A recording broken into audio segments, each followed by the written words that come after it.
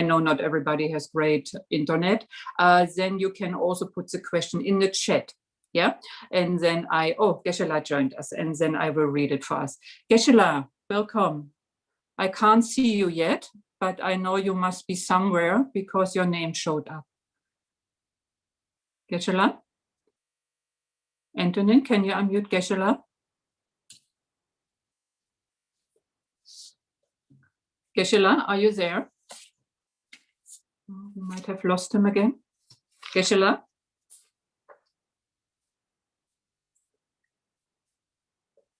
Geshela?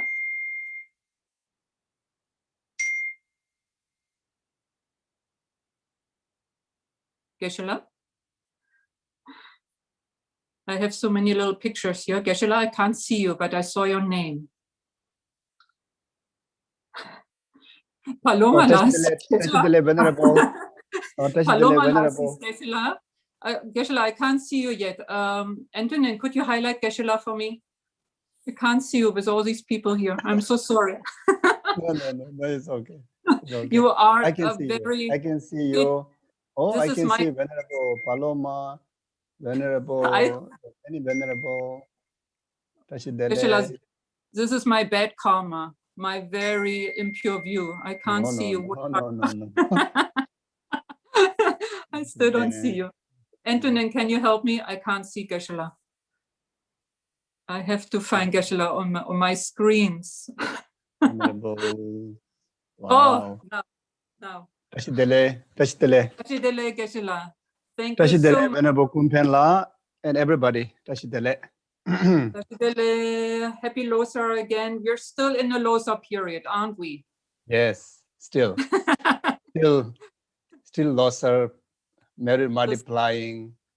Also, Molam Lama Tsongkhapa was one of the great event, the Molam prayer festival period. So yes, it's Geshe. A very auspicious period. Thank you so much, Geshela, joining us online for this very, very special time. And I think it's first time for Tushita. Is that true, Geshela, or did I make that up? Is that your first teaching for Tushita, or? I also have no idea. Yeah, maybe. Well, if Geshela can't remember. Yeah, I've been to Tushita, and of course, yes. Yeah, maybe first time teaching, maybe. So it's a very, very auspicious event for us. Thank you so much for accepting. We know you have a very, very busy schedule of teaching all around the world, Zooming all around the world. It's very special for us to host Geshela. I'm so sorry. Thank you so much. Antonin, can you not try calling me? Sorry, Geshela. This is our tech person trying to call me. Okay. And good. I can't unmute myself because I would like to. I'm so sorry, Geshela. I do have to. No, it's okay. It's okay. Let it run. It's okay. No, don't worry. That never happened before. So sorry. Thank you. And now I lost Geshela again on my screen. Oh, today is my it's okay. day. I can see you in the full picture, so that's most important. It's okay. Oh God, no, Geshela.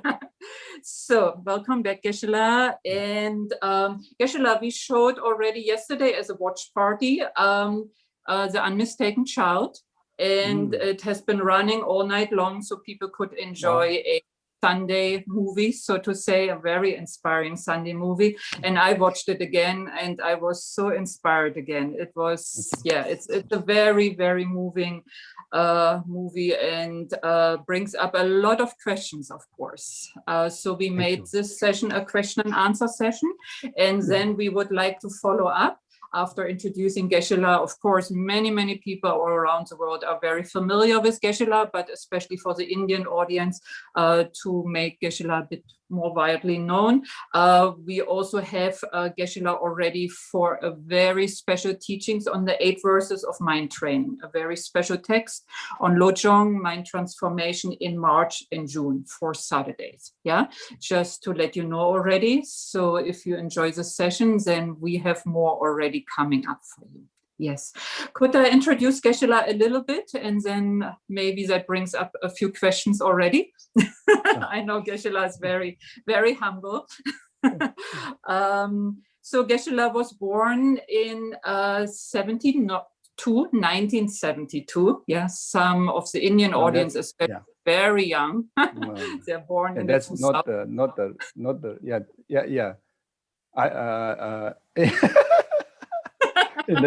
We Tibetans, the Himalayas, we don't know exact year we born.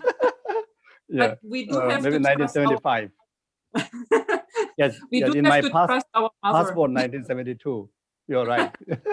Many label. It's okay. Every day newborn. I born in 2021. Today.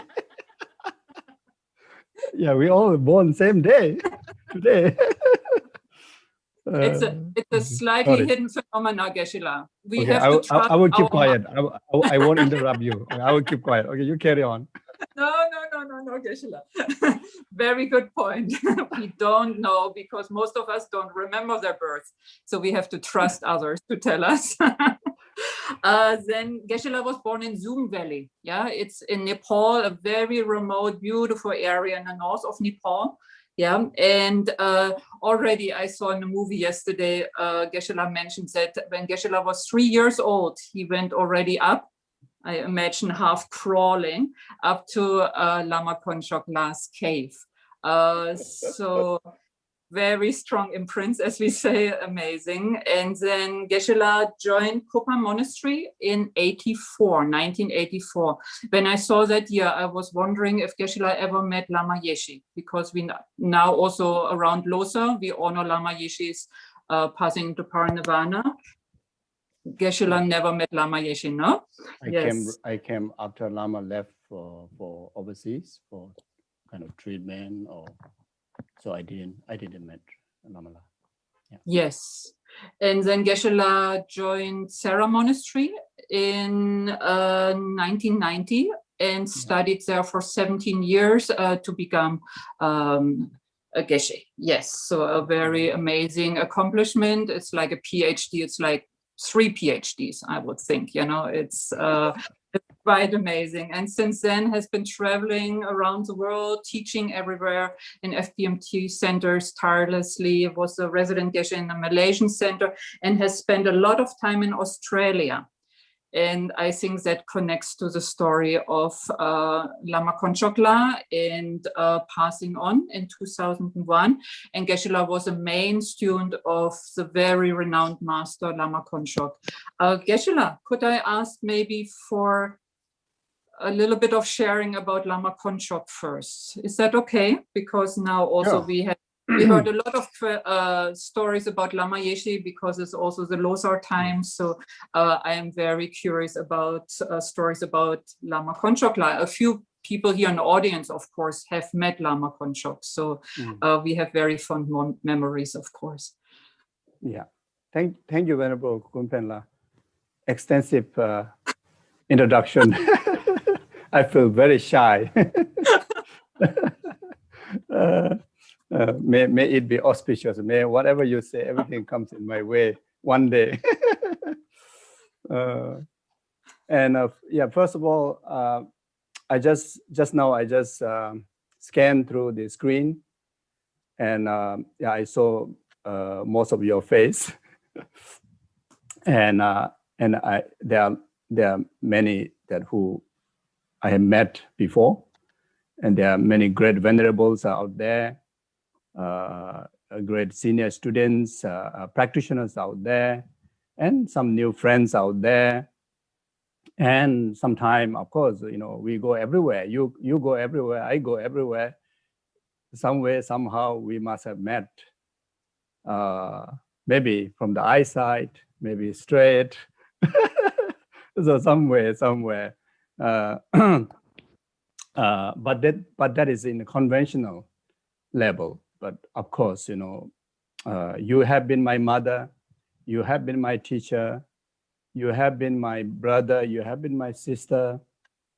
So you have been we had a relationship in all different ways, from beginning of lifetime. So we just fabricate ourselves, say, okay, we see you first time, but actually, ultimately, we know ourselves very well among us, and and I think when we study Dharma, in particularly Mahayanic Dharma, when we talk about all mother sentient being, is very much try to remind the forgotten memory of our relationship, isn't it? In fact, as I mentioned before, each and every one of you have been my mother many times. I have been your mother many times. So that is the basis of all the good thing to be happened, including actualizations of altruism, bodhicitta, all the way up to enlightenment. Mother sentient being, by knowing that how precious they are to you, and that makes the whole reason of the Mahayanic journey to enlightenment. So, yes, we know very well. Okay. Now, my late guru, Geshe Lama Koncho. So Geshe was from Tibet. So he become monk, I think, age of 6. So in his birthplace, there are a lot of holy people, holy beings. In fact, it's the place of the Kadamba masters in Pembo Sangchu. And and also there are living meditators, high realized meditators when Geshe was born. And in that region, when the baby was born, then they usually invite the sanghas or lamas to come and bless the baby, or in other words, do bed offering and give a name, etc. And the lama who visited their home first time, it's already said that this little boy is a special boy. So then subsequently, this little boy was very fragile of his health. So he'd been being sick, almost all the time. So the first help that they go to get is not from doctor, usually from the lamas. And each time they encounter lamas, and each and every one of them predicting that this little boy is a reincarnated lama. It's not an ordinary child. And there are few of high respected meditators over there said that this boy is a reincarnation of Kadamba yogic of the past. And if the family want this child to survive, he need to go to monastery. Otherwise, he won't survive. So by age of 6, Geshela's family has one person as a monk in Sera, in Sarajay, in Tibet. But then I think from their hometown, the Debu Monastery is, I think, it's nearer. And they thought maybe for the families to have a closer contact, and they thought maybe send him to Debu. And right there, Geshe says, no, I want to go to Sera. So this is around age of 6. So then he went to Sera. Of course, long story, study, preliminary studies. And by the age of 11 already, he has his own mind about pursuing of the spiritual teachings, like initiations, like commentaries on extensive teachings other than philosophy studies. And many of the great masters, like Dechen Yingbo, like Trijang Dorje Chang, etc., many of these lamas, they stay in their hermitage, or they stay in their, mostly in the hermitage.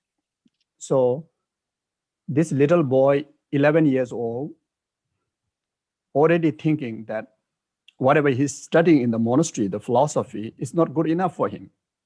He thinks that he's ready to receive all those rest of the teachings, and which usually in the monasteries like Sera Debunganden in that time is restricted.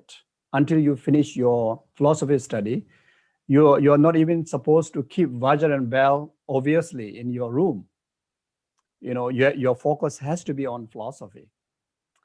And his uncle used to be very strict about letting him disappear in anywhere other than the usual little boy in the monastery's, a responsibility, which is memorize the text and go to class. That's it. Go to puja. That's it. And Geshe started to escape from monastery by the age of 11, and he went to. I never been to Tibet, the area that where the Sera is, and where those hermitage of these gurus, and where Geshe was born. I never been there before. But it sounds like it's quite a long journey and very harsh journey for a little kid, and alone to run. Maybe it takes days and days. I don't know, but most likely it's many days. How many days exactly I don't know, but many days. And he started to receive like even the initiation. An example. Vajrayogin initiation he received at the age of 11. And after he received the initiation, he was so bold, and he was so kind of, very, very brave, asking these lamas and managers that now I have received the initiation. I need to achieve the commitment before getting any transgression on the initiation blessing. So you have to let me stay in your labrang, or your hermitage, lama's place. Let me conduct the retreat right today. So Geshe had been completing his commitment retreat, like Vajrayogini 100,000, based on the long sadhana, recitation of 100,000 mantras. And he right the day that finished the initiation, and he was allowed to stay in the Lama's house and conduct the retreat. After he completed the retreat, then he returned to Sera. Again, they are long story. Okay, cut short. So he have received, most of the commentaries and oral transmissions of different lineage teachings, and also the commentaries and the initiations on the daily yoga practices in a very young age. Then after that, he continued to study in Sera, and he have completed. He was already given the title to graduate as a Geshe. Then that is the time where the Chinese invasion was happening. The sign of Chinese invasion was happening, and Geshe has this he has this ability of do some predictions, and he said that something is happening very wrong. Something is coming up. So he actually alerted even some other monks. I heard that. I think we need to escape. So in any way, people didn't believe, because the actual uprising was not happened yet. So Geshe already flee. and again, it's a long story. You know, it took a long journey through Mount Kailash. So then he landed to Tagartaso, which is one of the main Milarepa's holy place, where Milarepa actualized the Samadhi and flew from one mountain to another mountain. Also the area where Milarepa met Marpa. So Geshe stayed in Tagartaso for some time, which is right at the border before reaching to Nepal. So he conducted a retreat. Then after that, he passed through. By then, the uprising in Tibet is already happened, because I think the journey alone, I think, took about a month or something, you know, just to reach to the border. And so then by the time that Geshe crossed the Nepal border through my village, Zum, by then His Holiness Dalai Lama and his tutors are already, I think, rich in India.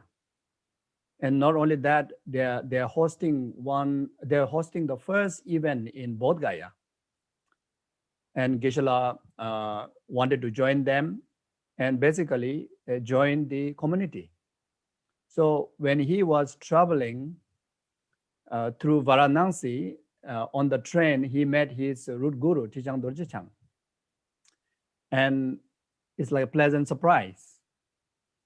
And right there, without any conversation, without any kind of like, you know, what's your plan and this and that, you know, without any such conversation, his teacher already said, you shouldn't be around here. You should go back to the route that you came down to dedicate a lifelong retreat. And Geshe says, I don't think I'm capable to do that. I want to join the community. And now, so fortunate that I even met my guru here. So then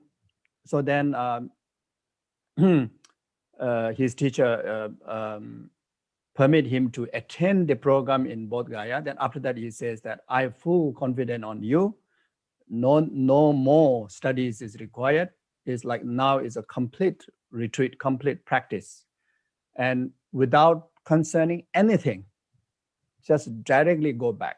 So then that's the how that he went back all the way to Himalaya at my village.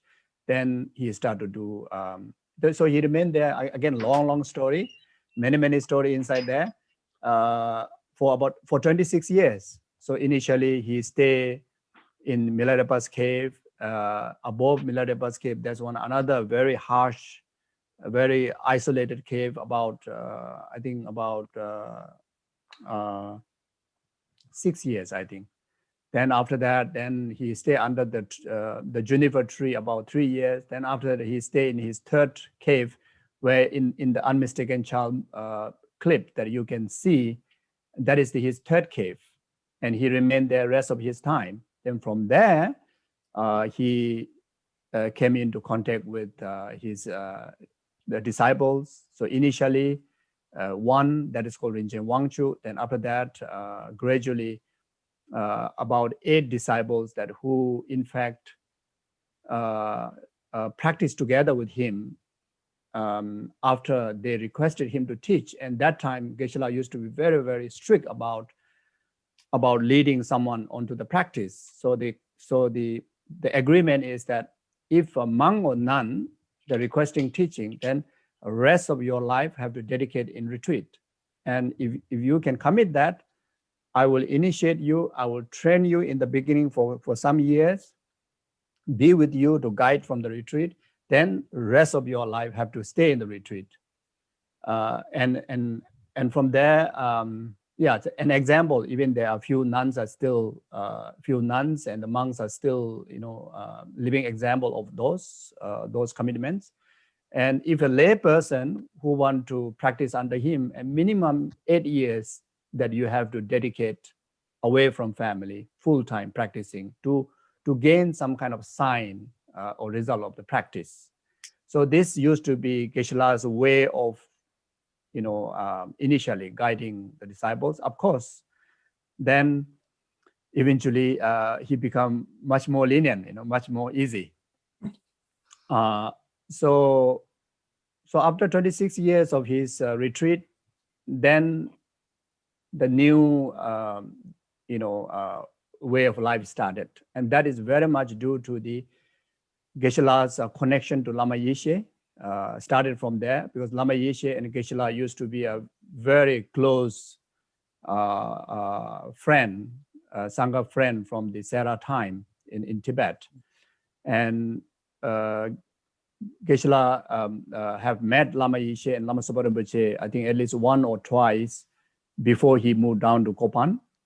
And that's the period that where Lama Yeshe and Lama Zopa Rinpoche was searching the land for Kopan, the base monastery now. And that time I heard that Geshela was asked to join Lama Yeshe to start and find, the monastery. Then Geshela said, "No, my life was dedicated in the cave, so I have to go back." And then when Lama Yeshe passed away, when Lama Yeshe passed away, I think Lama Yeshe have mentioned to Lama Zopa Rinpoche that if something happens to me, you must call Lama Koncho. And I heard Lama Zopa Rinpoche not really quite sure where exactly he is. He knows in the Himalaya, and that time the Zoom is really kind of like a hidden valley, nobody knows. And then what I heard that Lama Zopa Rinpoche performed 1 week, non-stop prayers and protective pujas to invoke Geshela, to invite Geshela to Kopan. And suddenly there's no letter, no messenger. Geshela suddenly decided that I'm moving down. And that's how that he came to settle. So this Lama's, telepathy, prayer telepathy communication worked perfectly. And Lama Koncho landed to Kopan and settled there. And from there, then initially for the senior monks and senior nuns, so he teach philosophy, he teach tantric initiations and commentaries, etc., etc. At the same time, as we know that November course is already established, and during the course, Geshela give teachings, etc. Then eventually, I think sometime in 1998 maybe, Geshela was first time under the request of Lama Zopa Rinpoche and the student from, I think, Cheresi Institute must be from there. So Geshela traveled first time in overseas. So he went to Cheresi Institute. He stayed there for maybe, I don't know, a month or 3 months, something like that. I don't know exactly. Then remaining time that he spent in Kopan, and at the same time Geshela support Kyabje Lama Zopa Rinpoche through teaching around wherever that Rinpoche and its students request. And 2001 Geshela passed away. So about 1 year he had to go through medical treatments. Yes, there's also a long story. He went through a big operation. The doctor says that he got cancer. Geshela himself say he don't have cancer. And there's for me, there's an incident that I believe that what Geshela said, that he didn't have that. But then anyway, we check observation from His Holiness Dalai Lama. His Holiness says that just listen to the doctor, and he went through operation, and he passed away year 2001. And then he went into Tukdam, the clear light meditation for 1 week. There's about Kyabje Lama Zopa Rinpoche check observation So 1 week, then we can request Geshela to conclude. Actually, from Geshela's side, he haven't concluded the Tukdam yet. So Rinpoche said that on the 7th day, the certain particular time, so asked us to request. So through ritual, by reciting Guya Samaja 32 texts, and also there are some other rituals. So we requested to Geshela to conclude. So then he concluded the Tukdam. Then the cremation was happening in Kopan.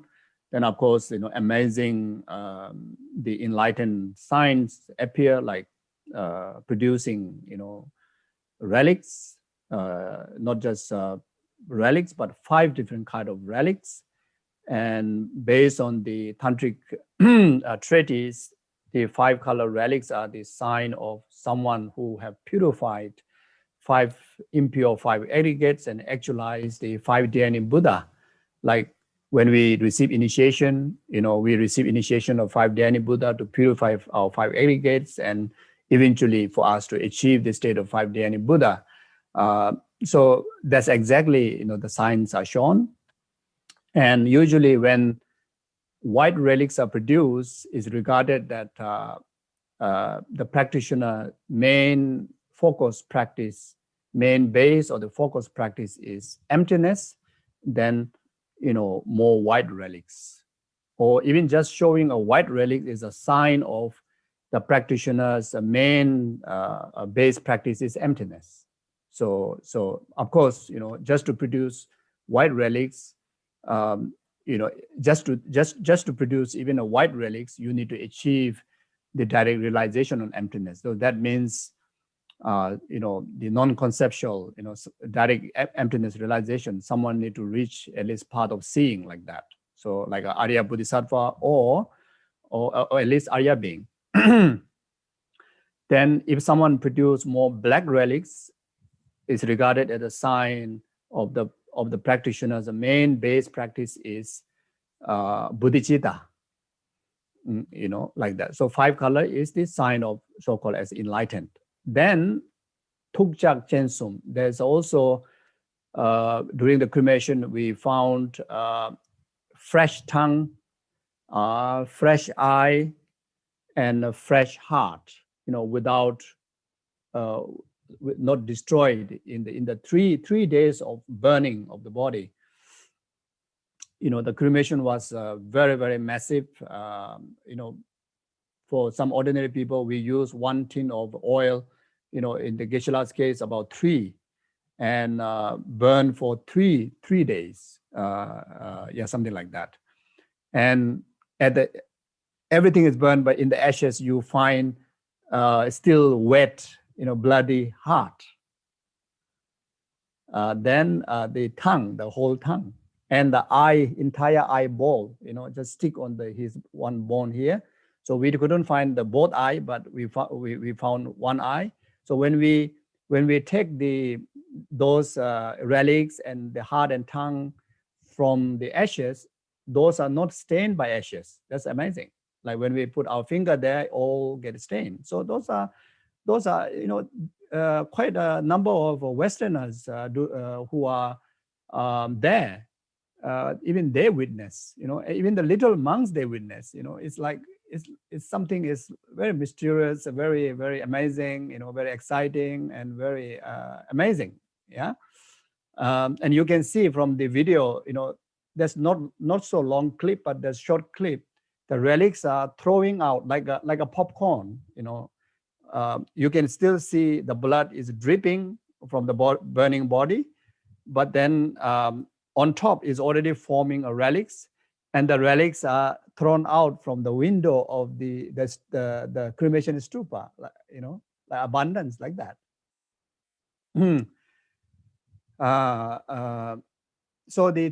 So my point is the 3 things: the heart, heart, jak, tongue, chen, eye, tukja chensum, is the sign of the practitioner have accomplished the true tantric path, generation and completion tantric path. So they regarded this is the sign. So when we say that is someone accomplished the completion path, means is enlightened being. you know. So there are amazing, amazing signs. Okay, so now, then, so in the 2005 maybe. So, you know, we found the reincarnation. Of course, the reincarnation was already started to search from right after Geshela passed away, because before he passed away already there are a lot of signs. So we have a committee, or we have a team to search for the reincarnation. Even though in the video you only see me, but actually we have a team that you know. So I'm the actor inside there, but actually there are many other the secondary actors, many there out there. Just joking. There's many team there. So anyway, when we you know, throughout these 3-4 years, I think about five candidates,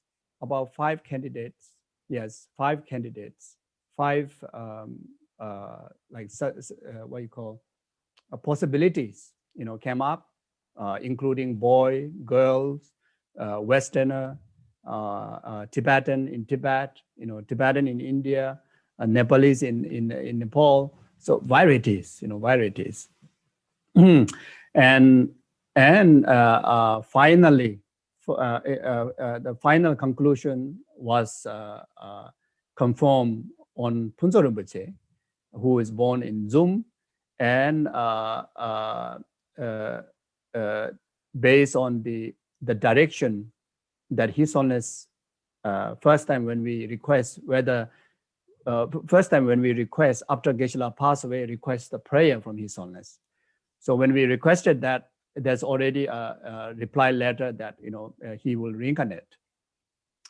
Then after that, I think there's a second communication that clearly show the sign where Geshe will be born. You know, from the cremation side, already show the sign, you know, northeast direction, like that. So during the cremation also, the rainbow from the stupa area, some not exactly at the stupa, bit below, where those of you been to Kopan, then where the clinic is, from there, then the rainbow all the way throughout the mountain, touching, going beyond that mountain, and that's the exact direction what His Holiness emphasized, and that's the rainbow that stay during the cremation. And so that's one thing. And there are also long story about the sign for the reincarnation. There are many, but then final conclusion after many observations, many astrological checkings, proposition from those who have clairvoyance, then finally, you know, both His Holiness and Kyabje Lama Sopa Rinpoche, you know, in their conclusion came for this Phuntsho Rinpoche. So Phuntsho Rinpoche was enthroned, I think 2006 maybe. Yeah, 2006, I think so. He was enthroned during the one of the His Holiness Kala Chakra teaching in Amarvati. Of course, before that, he was already had the audience with the Kyabje Lama Sopa Rinpoche, already had all those preliminary preparation ceremonies, you know, a lot of things. Then to His Holiness. Then after that, yeah, I took him for long pilgrimage. The Eti Masida caves, Serra de Bunganden. Then immediately he was enthroned in Serra by then already. Actually, I think 2006, I think he was enthroned in Serra already. So, but then he joined Serra to study in 2015, I think 2015. And now he is studying in Serra. He is, I think, almost 17, 18 years old. I don't know exactly. Yeah, he's already somewhere there. And he's doing very good. He is always in the first position. and his main subject is philosophy, and he enjoyed that subject, and he's enjoying his life in Sarah. He have a great connection to our IMI Sangha, especially Venerable Lexo and Venerable Karisa from Lower Kamsen, Mary's cousin or something. Yeah. Geshe. Pachin. Geshe, Venerable Geshe. Venerable Geshe, Venerable Lexo, many of you already know that they are a great scholar, and I have requested them to stay close connection to Phuntsho Rinpoche, visit them, have some time meal together, and have philosophy debate. Maybe most of the time I requested maybe mostly in English, because to stay tuned of Phuntsho Rinpoche's English, and also next time, whenever Rinpoche is ready, he have enough vocab, enough English to communicate with us, and ultimately, yes. So two venerables are being very, very kind, and of course, the rest of the other study programs are going extensively. So in short, he's a happy man, happy young Lama, happy young man in Sarah, and doing very good. And yes, so ultimately, Rinpoche is, whenever he is with me, I always remind, if not every day, but every now and then, that our purpose of life, my purpose of life, your purpose of life, and the whole reason Geshe Lama Koncho reincarnate is to help Lama Zopa Rinpoche, to serve Rinpoche.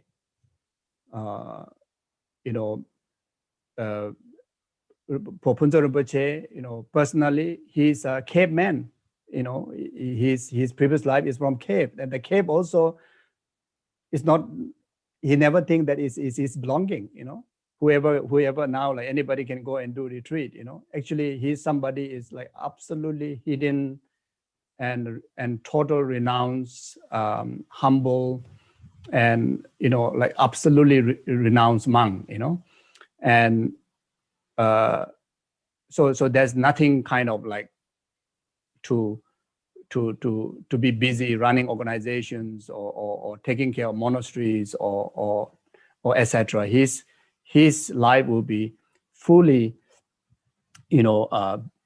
serving the Buddha Dharma through extensive learning, extensive practice, continuation of Geshela's legacy in retreats and practice, and benefit all sentient beings, in particularly those who have close connection to Gyabja Lama Zopa Rinpoche, like Lama Yeshe, because the whole purpose Geshela came down to Kopan is to help Lama Yeshe and Lama Zopa Rinpoche, and so this is what I've been telling Rinpoche, that whenever Rinpoche needs your help, and your life is for that, otherwise, like Geshe Lama Koncho, continue to meditate, continue to study, and the cave is ready. Cave during earthquake, the whole destroyed. So just last year I renovate. So the cave is ready anytime, and any of you also welcome if you want to go. Okay, I think I better stop here. Something like that. Thank you so much, Geshela. Thank you so much, Geshela. Geshela, I know you are reluctant to talk about yourself, but could I ask, what is your relationship to Lama Koncho and now to Lama Phuntsokla? Okay, Geshe Lama Koncho, yes, there's no biological relationship in this in my lifetime with him. But when he came to the village, and when he start connection with the villager, my two auntie was, especially my older auntie was one of the disciples that from the 8 disciples who committed to rest of her life to do retreat and learn from him. So basically, actually, the 2 aunties, not only one but 2 aunties, and they are still continuing their commitments, and that is one of the connection, and then later in my auntie's family.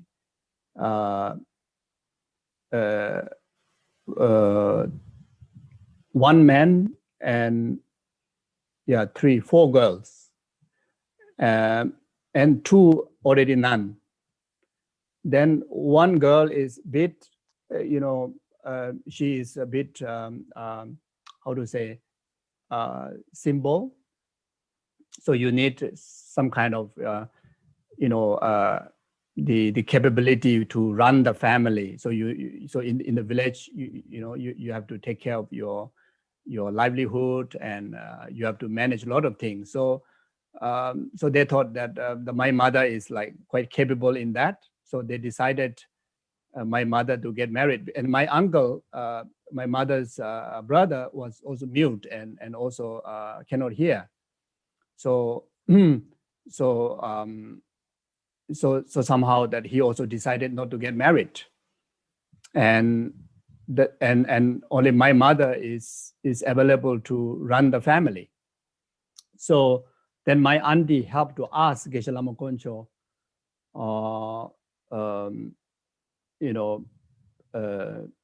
about that, and Geshe-la from his mind say that there's one man from Tibet, somewhere, maybe he could be in that village.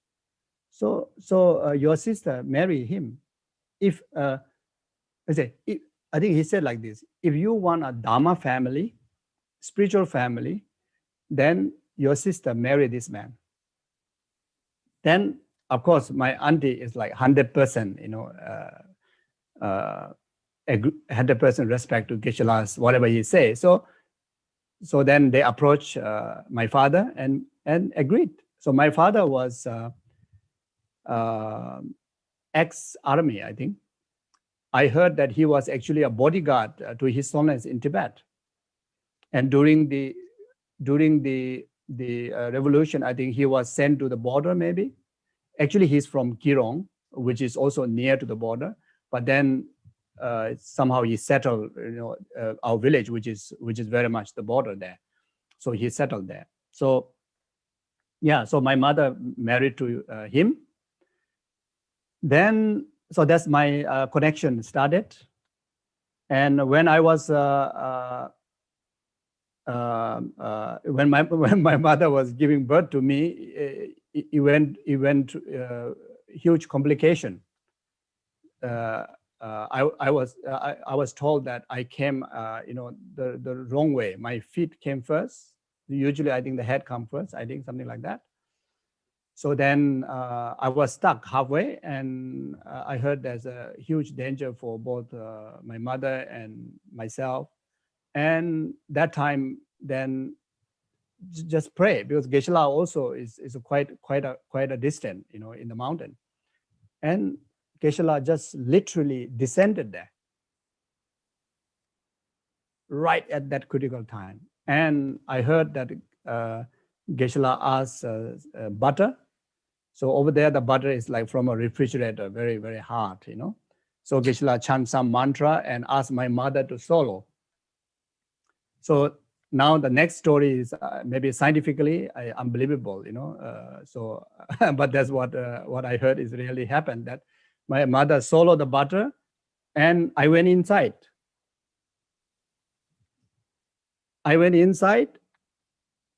Take a U-turn. Maybe went roundabout, I don't know.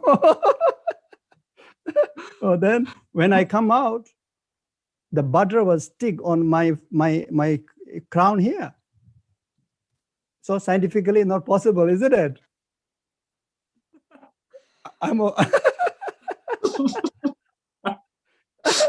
And I have confirmed that with Geshela. Geshela also said, yes, it really happened. I confirmed with my auntie many times, I didn't trust. And my auntie said, definitely happened like that.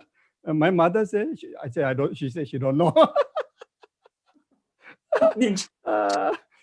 So anyway, so like that. So Geshela saved my life. Geshela saved my mother's life and my life, and many times like that. So somehow, what I remember, which I thought around 2-3 years old, but my family told me that actually very soon after birth, I always like look up from our home. You can see the cave actually right up there like that. You don't see the exact cave, but the mountain is right up there like that. But you always like kind of wanting to go there like that. And I used to cry and make a lot of problem. And for them to pacify me is to send me up, bring me up. That's what they said. Then when I can remember, then yes, that's the best place for me to go.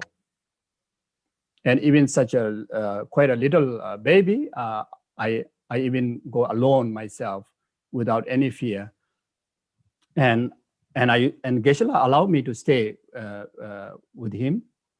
And Geshela, by then people come and visit him, and people make offerings. So I also have food to eat, and the foods are delicious because as a Lama there, the people offer samba, also butter and also sugar at my home.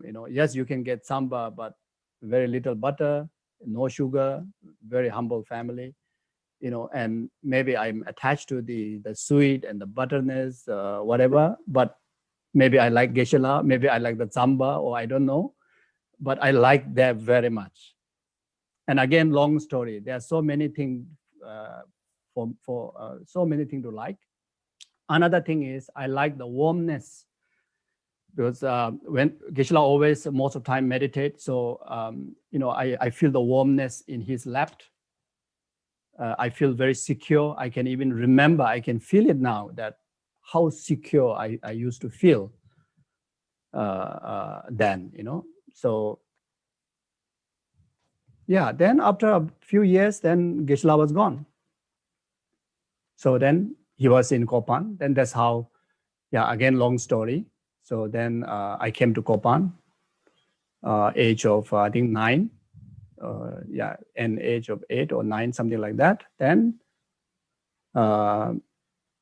since then, I stay full time with Geshela for about 8-9 years, maybe. Then after that, I went to Sarah, something like that. Wow. Geshela, thank you so much for sharing. Thank you. So I think many people now go like, wow, that sounds like some sounds like fairy tale to us, for us Westerners. Geshela knows, like Lama Zopa Rinpoche calling, not Zoom, no, no telephone, no Zoom, no internet, calling Lama Konchok, and Lama Konchok comes down from his cave, or Lama Zopa Rinpoche requesting Lama Konchok Lat to finish his tukdam after the 7th day. I mean, for us, conventionally, Geshela is gone. Lama Konchok, there's just his body already burned, So, so how to explain? This yes. Telepathy. I think you see, it's very obvious sign that based on the teaching, you can see like Geshela himself is already achieved like Shine, of course, even enlightenment, as said, there's so many signs after he passed away, you can see that. But even let's say,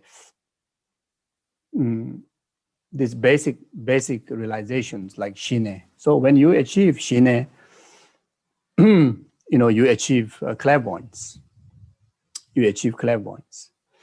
You see, and someone is already enlightened, then of course omniscient. But then even ordinary person, but achieve Shine is already have clairvoyance. That you can see that during his time of 26 years in the retreat, without Shine is not possible. What he can able to remain there. He remained most of time in Chulen practice, and he remained in a Win Chulen practice, not even a substance using substance. So without high level of tantric practice on the basis of the single pointed samadhi is not possible. Not possible to do that. So from that alone, you can say that Shine is definite, and therefore clairvoyance. You see, and also for Tumu, he have nothing to protect him. Especially when he was in the first cave and second cave, the second retreat place, is no protection at all, and the weather there is very harsh, especially winter weather, long and very harsh. And the way he was staying is actually like at the tip of cliffs like that, So minimum Shine, then of course Tumu. Basically, all element is under his control in that sense. Okay, so that's one thing. Then Kyabje Lama Sopa Rinpoche, Geshela himself said, during Geshela himself replied to some of the Western students who accompany Kyabje Lama Sopa Rinpoche and Geshela when they went to Tibet. And because Lama Sopa Rinpoche, he don't sleep, and his activities are 24 hours. So some student happened to ask how this is possible, and Geshela said, Rinpoche achieved Shine. So again, Kyabje Lama Sopa Rinpoche, very obvious sign. I myself got fortunate to serve Rinpoche for 3 years, and this is the real one. This is the real one, not just someone because of faith talking about Rinpoche don't sleep, Rinpoche meditate, Rinpoche stay awake for 24 hours. I myself, until and my ship was night ship. My ship was night ship. Actually, when I first came to monastery, the some of the senior monks, they all like telling stories and talking about Lama Sopa Rinpoche. He say, our guru, he don't sleep one, And I say, how possible, how possible? And I got the opportunity to stay in the living room of Lama Sopa Rinpoche, Lama Yeshe, Lama Lhondo, and Geshe Lama Koncho in the Gomba. And my job was to offer them, tea, clean their room, do water bowl offerings. So that was from very first time I'm in Kopan, I got that opportunity. And there's a room that where Lama Sopa Rinpoche stay. There's 2 doors, and the other side of the door, the half is glass window. And I divided because that time, I'm not attendant, so I'm not allowed to stay in his room for check about him for whole night, isn't it? So and I also early morning I need to go to puja, so I need to sleep also. So I make a time, every night start from maybe 11 something or 12, so 1 hour. So you see, and I go and peep from that glass window, really Lama Zopa not sleeping. So first time, 1 hour, then another time, another hour. I really, patrol whole night, complete night, and every time like this. Either writing, either doing pujas, either, prostration. That time Rinpoche does a lot of prostrations. Rinpoche writes a lot like cards or mantras, and sometimes, look at the statues in a very detailed way. It's like meditation, So, and of course he will sit like this, meditation. So every night is, every night. So basically whole through night, I already, but it's still not 100% convinced. Maybe, yes, maybe during when I was patrolling, maybe he's not sleeping. After my patrol finished, maybe he's sleeping, This little boy was still thinking like that, Then eventually I got the opportunity to be more accessible in Rinpoche's room, especially when I got more responsibility to serve drinks, and sometimes I, like middle of the night, I would just, go and bring something, but actually my motivation is to check whether he's sleeping or not. And then sometimes he's like, he's sitting like that, and I still like doubt, maybe some people sleep like that, So the moment I think like that, Rinpoche will loudly, he don't open his eye, but very loud chant mantra or chant prayers. It was like, and my heart thinking, he's like that, but actually he's sleeping, Maybe some people sleep like that. Then I was so scared.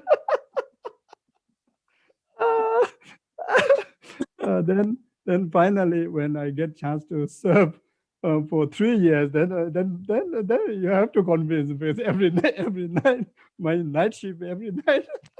Yeah, so it's so clairvoyance. So clairvoyance and clairvoyance, easy, isn't it? Very easy communication. Very easy.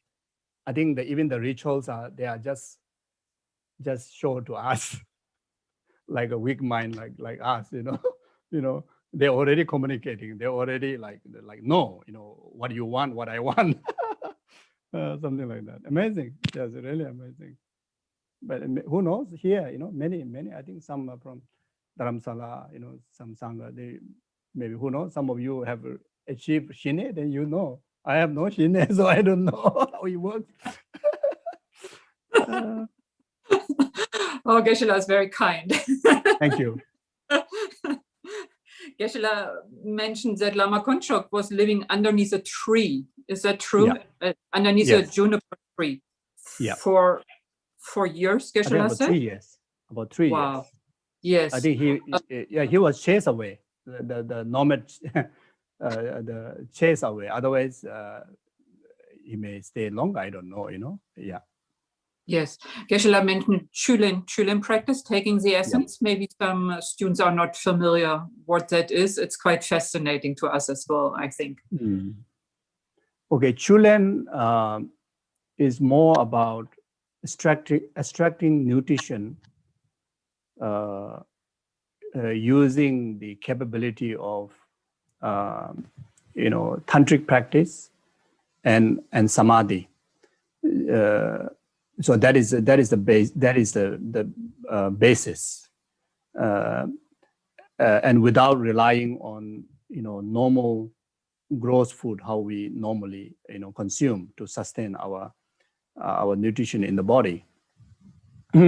So the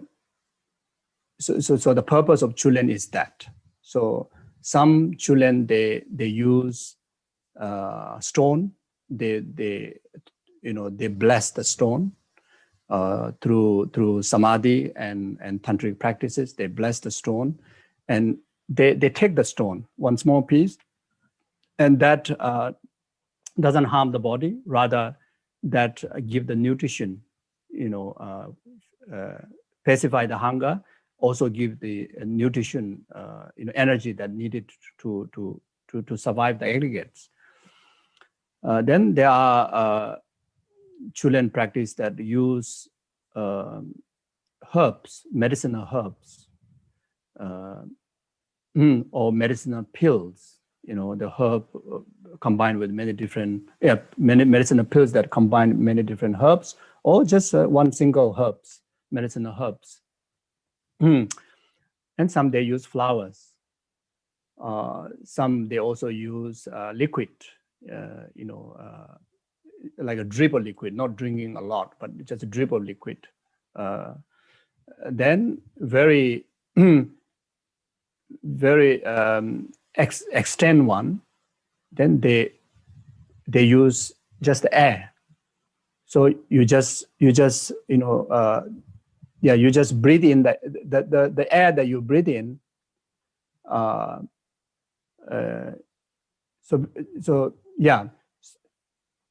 So of course you have to prepare that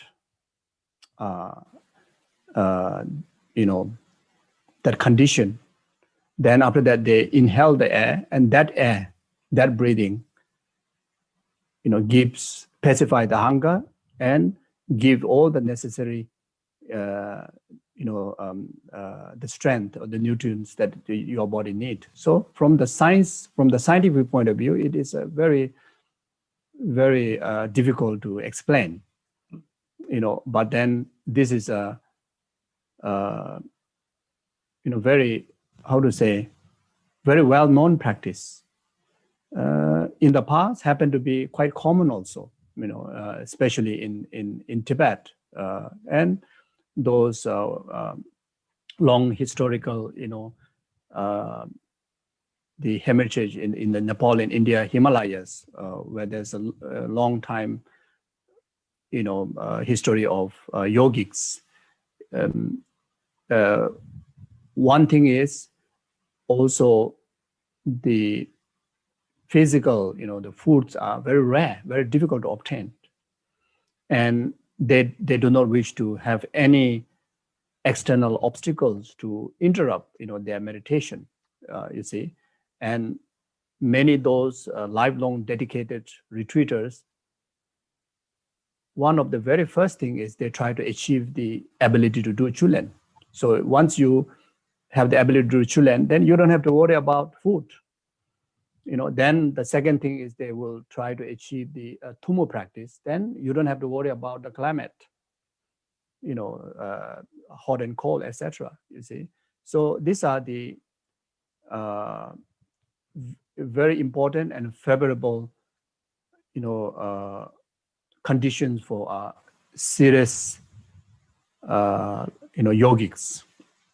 So in Geshela's case, he used the wind Chulen, the air Chulen, like that. Yeah. Amazing. Yeah. So it's very difficult, very difficult if you talk to the science, and very, very, very difficult, And also from our side in the scripture, you can there are teachings, there are treatises that you can study, but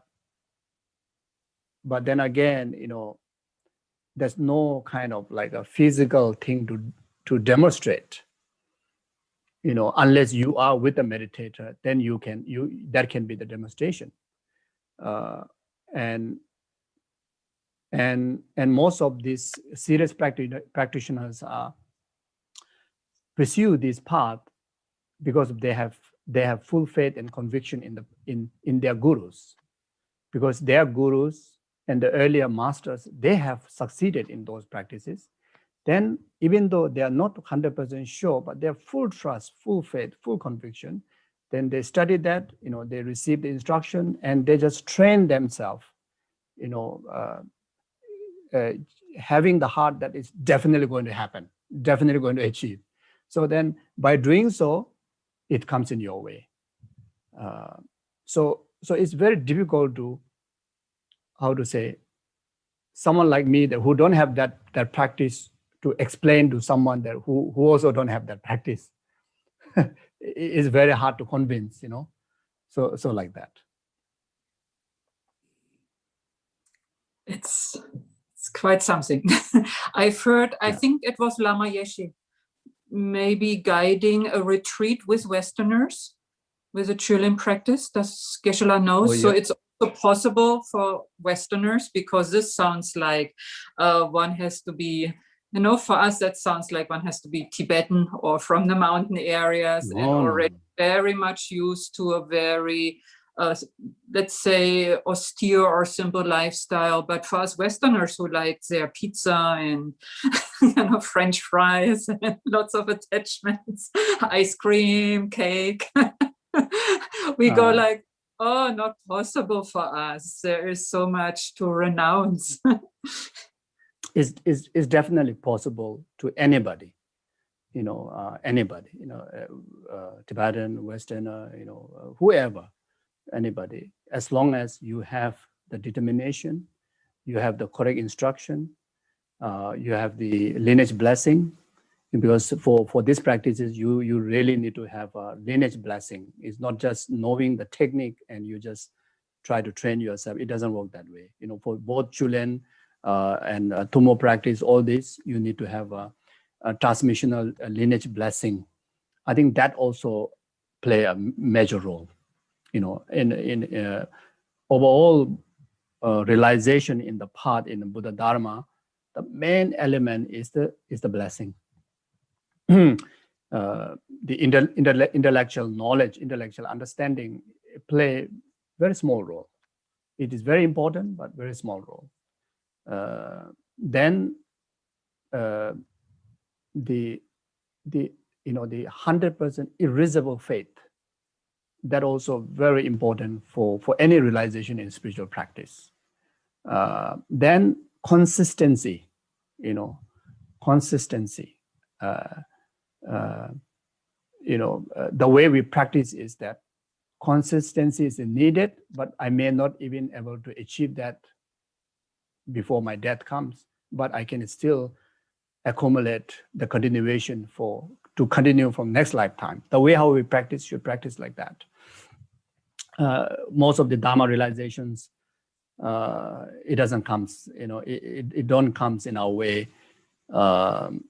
Just knowing, you know, the text and just occasionally, you know, being habitual, you know, consistent. And the Lama Atisha said that whatever amount of practice we practice, you know, whatever path, you know, either you're practicing emptiness or bodhicitta or guru devotion or whatever,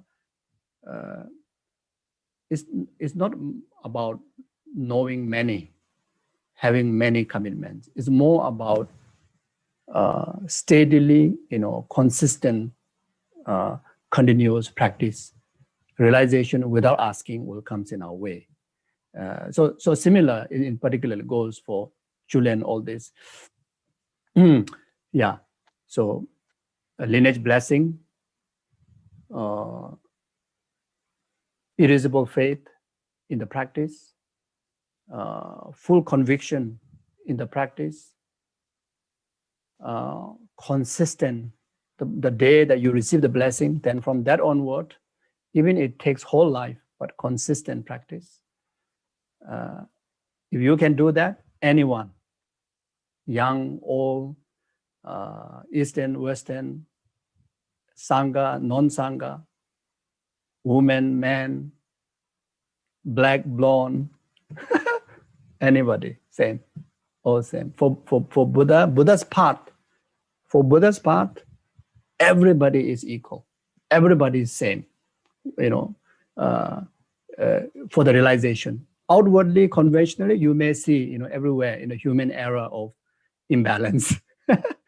But in the actual reality, what really matters is the realization, you know, the enlightenment in our heart. That there's no discrimination. There's no biasness, you know. Yeah, you can be less imprint from the past, less hardworking, then you may fall back only. Otherwise, no. Geshe, what are blessings? Many people use the word, but it's really hard to explain. Okay. What are blessings?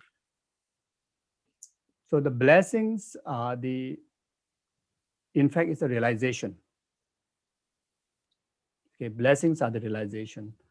In another word, you can say the wisdom that which gained through, you know, habitual practice or meditation in any practice. to do with emptiness, to do with bodhicitta, to do with the tantric practices, even shamatha, etc., everything.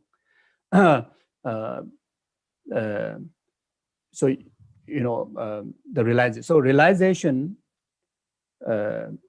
again, there may be realization in a different form. The realization as a path,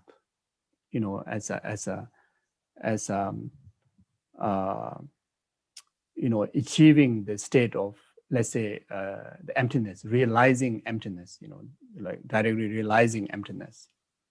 And that realization only happens, you have gained the wisdom of learning correct information about emptiness.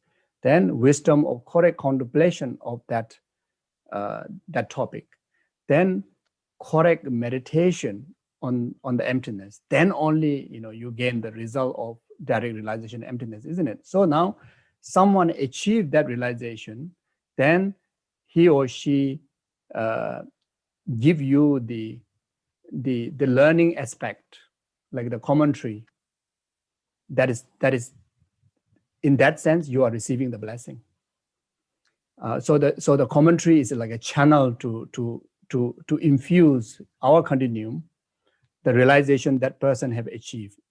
That person is not transferring his realization onto us, but through the medium of commentary explanation, through the medium of initiation, through the medium of oral transmission, or even through the medium of just putting the mala on the crown, or just through the medium of when you go to see the guru just smile at you.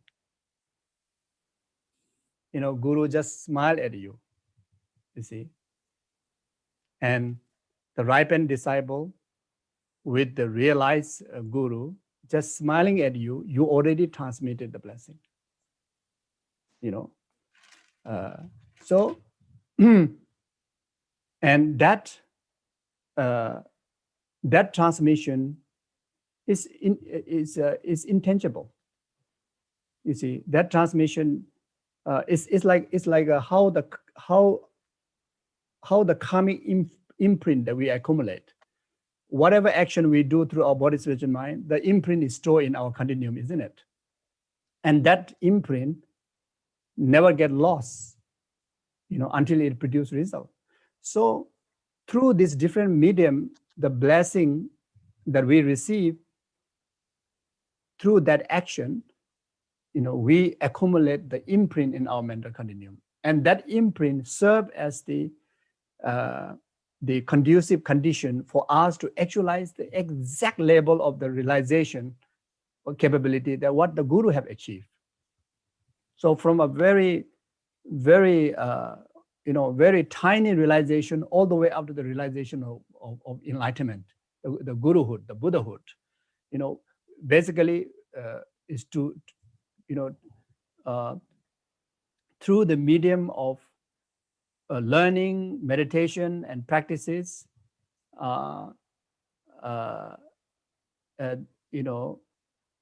eventually at the end, you achieve the equal level of the quality of the guru, equal level of quality of the Buddha.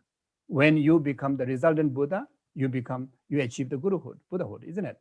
So that's what how the blessing works.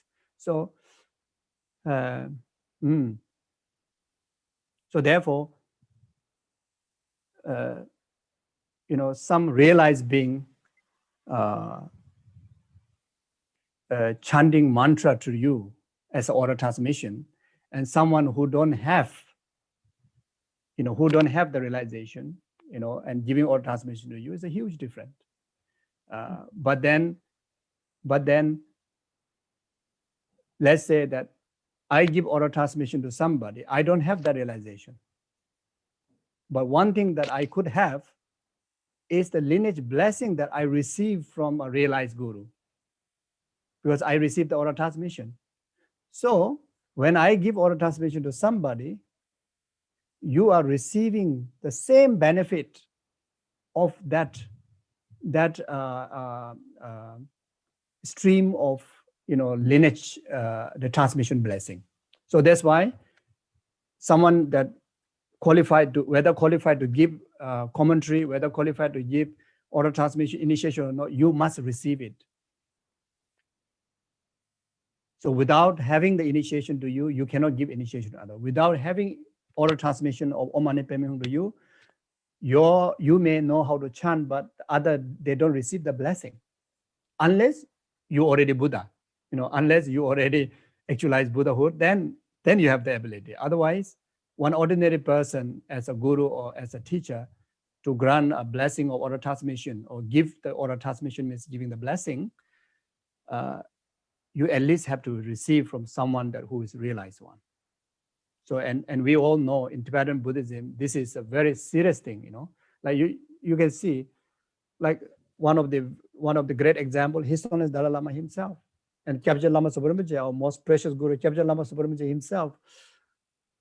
Even today, he put so much effort to go and receive oral transmissions and initiations.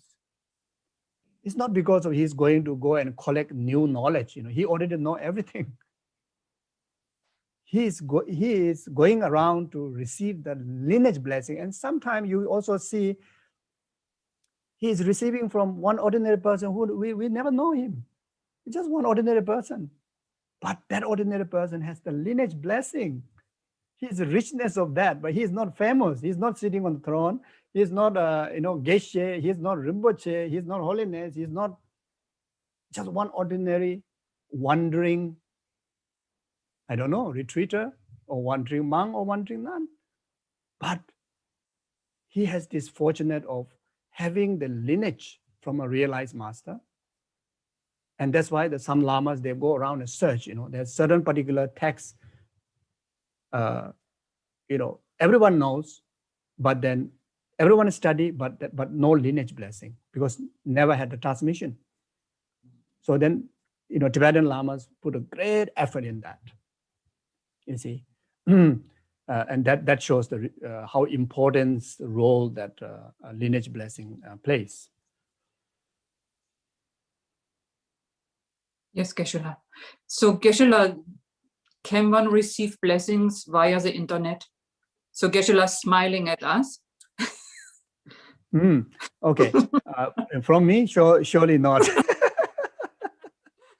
Okay, yes, you see, I make distinction like this, and that is based on the teaching, in the sutras and the tantric teachings. Those who have authority in the Dharma, like His Holiness Dalai Lama, and like Kyabje Lama Subrahmanyam, and there may be many other gurus, I don't know, but we can give clear example like His Holiness Dalai Lama. He is, everyone knows, he's unmistakable, compassionate Buddha, Chenrezig.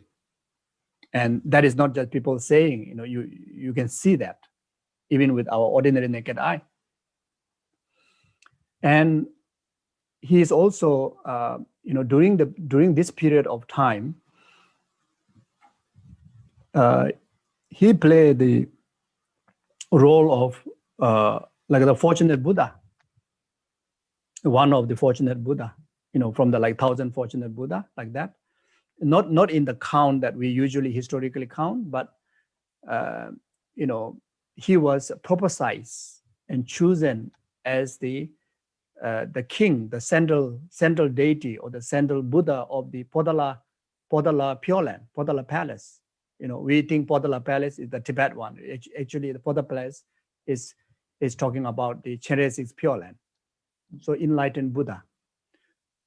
So enlightened Buddhas and the deities, they have the authority to grant the blessing. Sometimes, just moving their hair. Sometimes, they bless the tree, just tree moving, the sound, the people get the transmission. During Buddha's time, many teaching happened like that. When Buddha was passing by the rice field, Buddha blessed the rice field, the rice movement to grant the teaching, teaching blessing transmission to the rice paddy workers.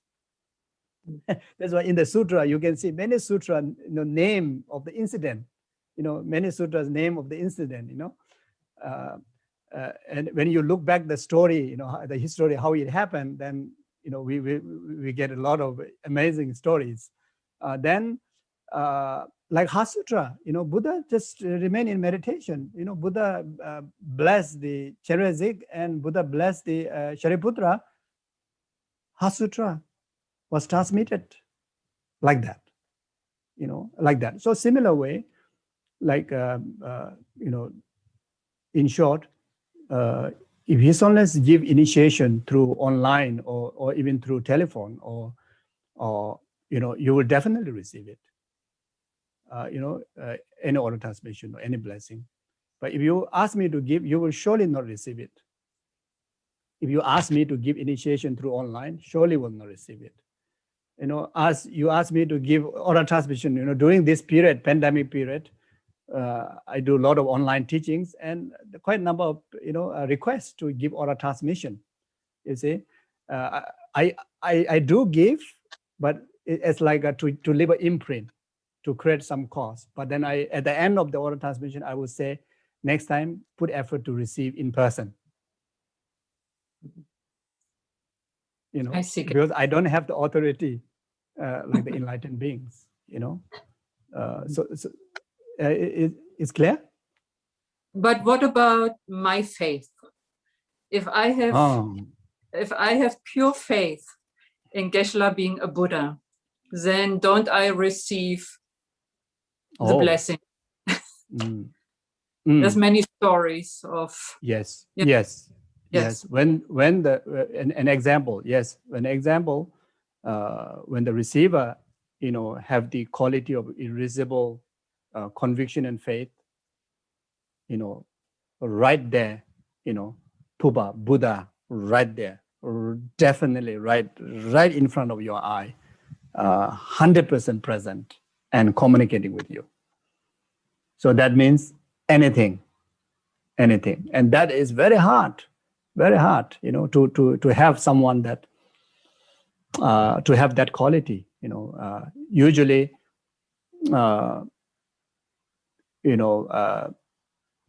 we talk very much about the importance of wisdom, but faith and conviction play the equal responsibility to achieve the result. You see, so in the sutras, again and again talk about faith as a mother. It's a must. Faith must have at the beginning in order to succeed any spiritual gain. It's a tepa ngondo mother che. So mother, faith act like a mother. When there's no faith, nothing spiritual realization will be produced. You may understand a lot, but cannot actualize realizations. Cannot receive the blessing. So it's like a sponge. The faith is like a sponge. Then when pour the nectar of a dharma blessing, observe everything. When there's no faith, how intelligent one may be, sound very loud, but nothing. You see. So yes. In the irresistible faith and conviction. You see, one of the example, to prove this, what I'm saying here, what Kumpenla is saying, even in like Bodhisattva vows, given an option. If there's a real person to grant you, receive it. Otherwise, as long as you're ready with the faith and conviction, right there, Buddha is present. Buddha and Bodhisattva right there present, because they have omniscience, because they have clairvoyance. You are ready. How can they, even when you are ready with faith and conviction, how can Buddha still say, wait, No, Buddha is like eagerly waiting, for us to wake up, isn't it? He said, wake up. So wake up is not talking about the intelligent wake up, wake up with the faith, trust, conviction, it's talking about that. The moment we wake up with that, Buddha is already faster than us, always there. So yes, so faith is so important, yes. Geshela. Yeah. We have so many more questions and time is already over, but Sure. Geshela, can we ask a few more questions? I haven't even given it to the audience yet. For me, no problem at all. I'm free, no problem at all. But as you can tell me when to stop. I'm no problem. But and also, in case anybody from the audience that you have something to do, you can leave anytime happily. Okay. And thank you very much for this session. It's I hardly have this kind of session. You know, always I talk. talk. So this I really enjoy. Feel very relaxed. Feel wonderful. So it's good. Yeah. The only unfortunate thing is I have to talk quite a few things about myself. So that's otherwise wonderful. So Kumbela, you tell me anytime when you're ready. Okay. Yes, Geshela. Sure. Geshela, reincarnation. So the whole movie about the unmistaken child brought up that topic of reincarnation. And of course, Geshela knows for us Westerners, oh my goodness, reincarnation is like something from the fairy tales. You know, we also, even Dharma practitioners, long-term Dharma practitioners often say, I mean, some go to the length of saying the Buddha didn't even teach it, you know, making the teachings more, I don't know, more suitable, or thinking that makes them more suitable to Westerners. So reincarnation, finding Lama Konchok's reincarnation, how can we prove it? Do we have to believe in reincarnation to progress on the path, or is there a way around it? Oh, to progress on the path, reincarnation must gain conviction in reincarnation. That is so crucial, because you know when we learn the Lamrim, which is the basis of all practice, even for small capable beings practice, you know, we have the vision for next lifetimes, you know, future lives benefit, you know. Dharma and Wali, one of the things that make distinction is there's something that you are, focusing on the virtue future lifetime, that become Dharma. Anything that you are focusing on this life's purpose, even is a virtue also, not a Dharma virtue. Just a virtue, but not a Dharma virtue. You see, so even for small capable being. So without accepting rebirth, reincarnation, even that is not possible. That's very clear. But this is talking from the Buddhist teaching point of view. Now, in actual conventional, fact, reincarnation is definite. Reincarnation simply meaning, the life, the next life after the before life, isn't it? The life after, life after, life.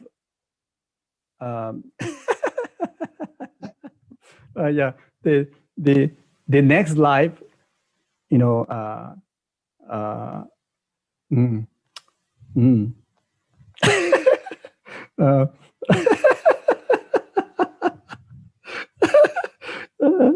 yes. So how to say?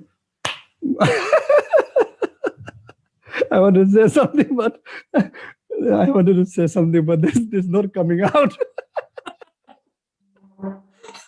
Okay, so anyway, it's kind of like comparing, maybe I don't know whether it works exactly or not, like comparing, so in other words, it's like independent of the previous life, and the next one is the reincarnation. Is it so now?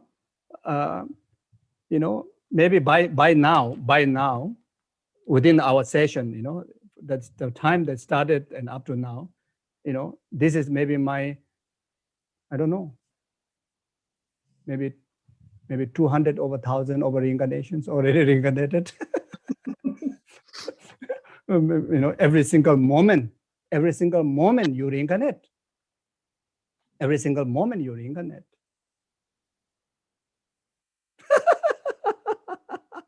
Every single moment you reincarnate. Every single moment you are newborn. Isn't it? You don't agree? Every single moment, okay, you think about it. You think about it. Later you think about it. How possible every single moment I'm reborn? Yes, So the conventional life and death is just one bigger picture play only. Comparing to the previous moment, comparing to this present moment, my previous moment of my life is already dead, already passed away, isn't it? Already passed away. We don't call that, we don't use that because it's quite drastic to use death. I'm just now I'm dead and now I reincarnated. We don't say like that, but in the actual fact, it's like that. You see. So on the basis of momentarily changes of this basis of these aggregates, which define our life, whenever the next moment arrives, the previous moment of that basis of aggregate is already ceased, already finished, and that is dead. That's gone. So the next one is a reincarnation of that, meaning that next one is just simply continuation of the life. We are still in hallucination. We thought that we are still the same one. Actually, it's absolutely not. We are just simply in the view or in the understanding or in the recognition of the continuation only. Yesterday is me, today no more, isn't it? But I still, if FBI or Indian police come and chase after me, they will chase after me based on the yesterday's my conduct, still regarding the same. And we also do the same way. But in actual reality, I'm not the same. You can say same person in the continuation on the basis of the same continuation only. But the yesterday's me is never exists in today's me. Just very moment before of me, definitely 100% guarantee do not exist in this present moment of me. So this one, you just label a big name. The previous moment is dead. The new moment is rebirth. So now this one stretch bigger picture. Okay. As long as we stay, we are completely caught up with this hallucination of so-called as a life. And this is give a one package called this is a living life. And when that big what you call the transition of losing that identity, then call this life is disappeared, death. Then the next continuation is regarded as a reincarnation or next life. It could be just carrying the consciousness aggregates. Maybe not carrying the physical aggregates, but it's still you. It's still your continuum in the sense it's your continuum. It's a new rebirth, and sometimes you carry the entirety of the aggregates.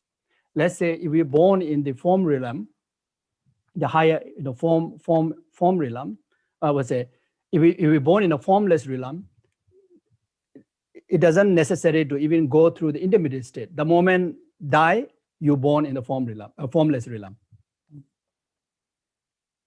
It's just transition of one moment only. Transition of just one moment only. You see, so the next moment regard as a rebirth. The earlier moment is this lifetime so-called as a life. You see, so in that way, then it's not difficult to understand or accept the life and rebirth.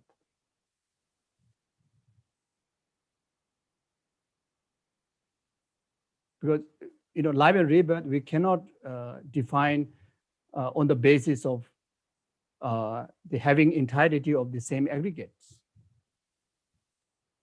the human life, we have this complete package of all the 5 aggregates.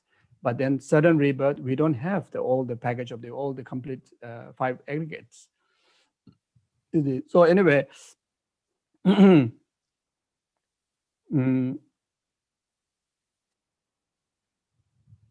yeah, so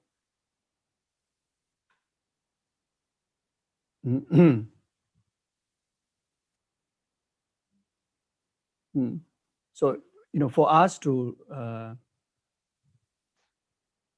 get to the very clear the apprehension of exactly how these transitions are happening. First, of course, we get to know how the gross impermanence works. Like a form, like the wall, complete wall, then you destroy, then you know that it's impermanent happen, gross impermanent, an example. Then get to know the more subtle level of impermanent. Then go to even more subtle, that until that in the moment of one snapping, the 64 moments. There's one text says even like 300 moments, not just 64. 300 moments happens, momentarily changes happens, and even that is still not the subtlest, absolute, definite, the most subtlest momentary changes that we get on. But we have to progress ourselves to get to really see how those momentarily changes of existing to the non-existent, life to death that happens. Then from there, when that relate to the continuation of, on the basis of our consciousness, number 6 consciousness, and how this consciousness lies in the nature of that impermanent. When you see that, then you start to see that consciousness, using many different platforms to gain the identity. Right now, that subtle consciousness is using this human aggregates as a basis to gain the identity as a human being. And if that consciousness take the basis of the aggregates of the number 6 aggregates of the formless realm, then that being have the identity of the formless being, like that. And that you're able to detect, within this very shortest 2 moment that you see the seizing of the life of the first moment in order to actualize the actualizations of the life of the next moment. Then within these 2, you can actually define life and death. You see? So in fact, the usual, the pronounced life and death is a very gross impermanent that we emphasize, and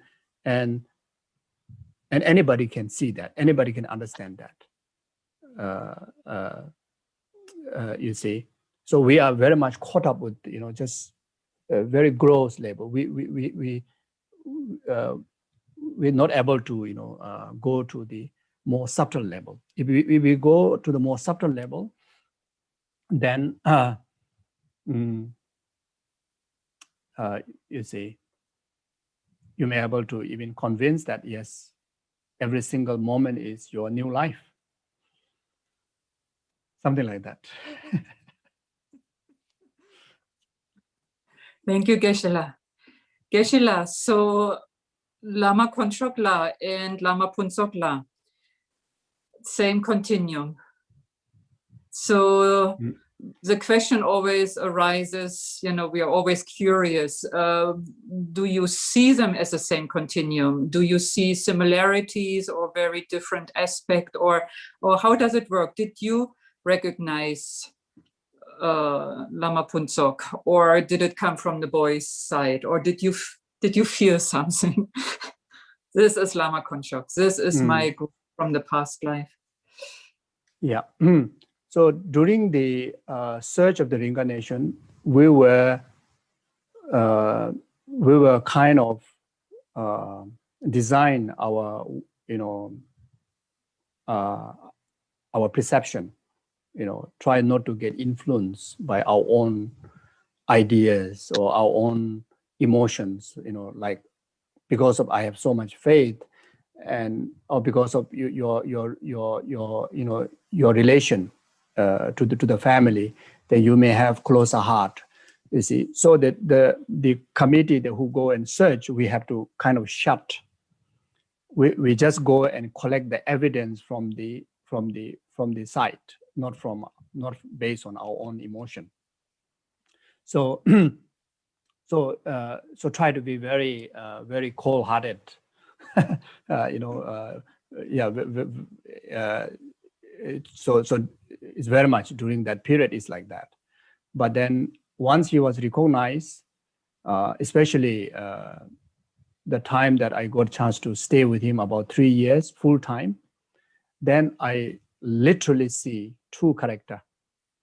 One is without any doubt, 100%, like I see, even from the way he talked, the way he emphasized things, the way he, you know, it's not just my feeling, even the action that he performed, exactly like Geshe Lama Koncho. Exactly. You know, and there's one another side, you know, young, naughty kid, you know. So when he was with me, you know, when he displayed the ordinary, the naughty kid side, wow, is very tough. So in that scenario, you know, I sometimes tell him that I'm older than you, you know, I'm older than you, and I have more experience than you. You have to listen to me. So I try to be more tough. You see, then he also, you know, behave. Then after he go to bed, go to bed, then I do prostration. I do prostration to him to purify my even I don't have the motivation, but I'm not you know, dealing ordinary seeing him ordinary way. I have a reason for that, but still my action, you know, I supposed to be doing like this, but I've been doing like that. You know, I supposed to be like doing like this, but I've been pointing finger on him. You say, you behave like that. You see, so all these are is very tough for me. It's regretful for me. You know, how can I behave like this to my guru? So the moment he goes to bed, when he starts to snore, then I do many prostration to ask forgiveness, to purify my action. You see, then morning when he wake up, I become the boss. You know, when he go to bed, when he go to sleep, you know, I become the. So we play a role like that. Then sometime, while he was having some maybe conversations or activities, and sometimes I carried away. I never tell him that, you know, I have a one side of my mind is, you know, I regard you as my guru, and another side of my mind is I regard you as an ordinary child. I never tell him that, but this is what I think. This is what I have, and he the way he respond to me as if he knew what I'm thinking. And sometimes I forgot about that, carried away, and I behave bit very ordinarily, and he immediately manifests into a Lama Konchok way. And literally, you know, I was like, my heart beating also goes very fast, like how I used to feel with Lama Koncho. And he, even with the word, say, okay, now is enough. Now I can see you are carried away. His voice changes, his appearance changes, and the way how he construct the wording, you know, to lecture me was like exactly like how Lama Koncho would do. You know, so in many times like that, almost every day there's a few occasions happen like that. Wow. That sounds very difficult, Geshe-la, to on one hand to have the responsibility, the great responsibility to shoulder that, to educate and take care of Lama Punsok. You know, so many people revere as a reincarnation of Lama Konchok. On the other hand, you know, it's a little boy. And yes. Sorry to interrupt. From my side, my way of thinking is, I never expect from his side to behave like Lama Koncho. So this is my own way. I don't know how other lamas think, how other people think. When he is child, I want him to be the child, ordinary child. I know he's a special child, but I want him to forget about that he's a special child. I want him to behave, experience, be the normal, you know, how ordinary. Basically, just express, you know, your childishness. And that's also one of the reasons, that because he's already recognized when he was so small. And I know that once he go to great monastery, you know, to start the extensive study is very, very serious. The community is very, very serious. You know, yeah, you do wrong, you know, thousands of eyes, you know, and you do right, thousands of rejoicement. You know, so it's not easy. So. And I can see when he was in Kopan, from the very first day, the treatment is like holy being, you know, like it's completely like different than everybody else. In the movie, you can see I also treat that, but in a real life, actually, I'm not like that. And almost every day. You know, almost every day, there's so many people come and receive blessing from him. And his duty is just like kind of give blessing to people, you know, and seems like losing away. And also when people come to see you, you know, of course, the atmosphere is like, you have to be special. Otherwise, why people come and see you, isn't it? to give blessing to you. So you have to look like a Lama. So the atmosphere is like becoming very much like that. And the time is running very fast. You know, the years are finishing very fast, and it's very because Captain Lama Subarambache, when I checked when he was little, I think age of 13, if I remember. Basically, in 2015, you know, he should go to Sarah. So I already planned everything for him to go to Sarah to study philosophy by then.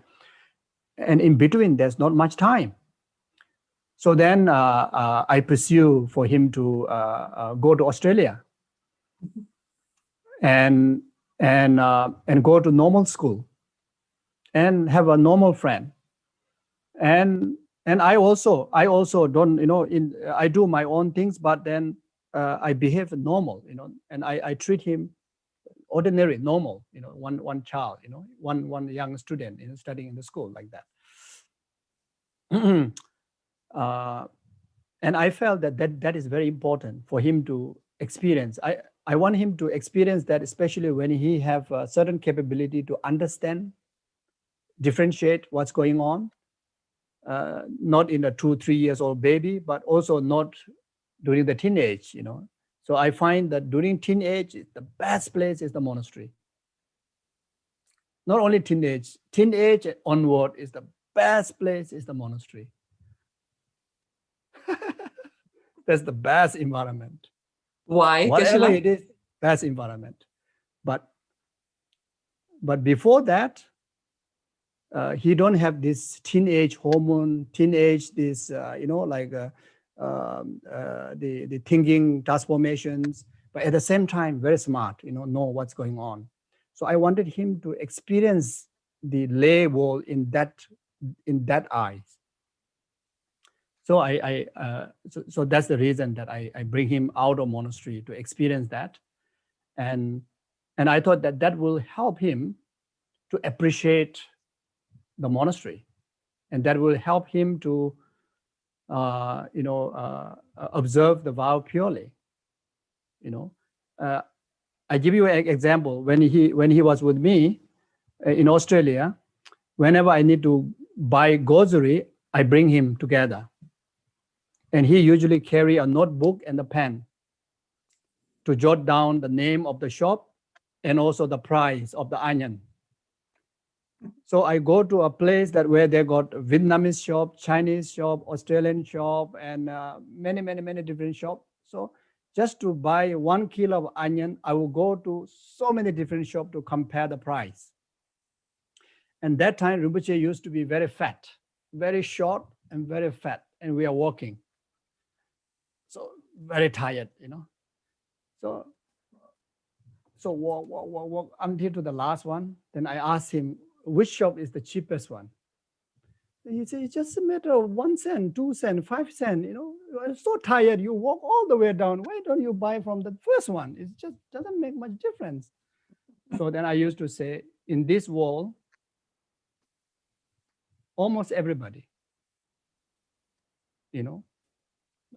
or at least majority, every single cent count.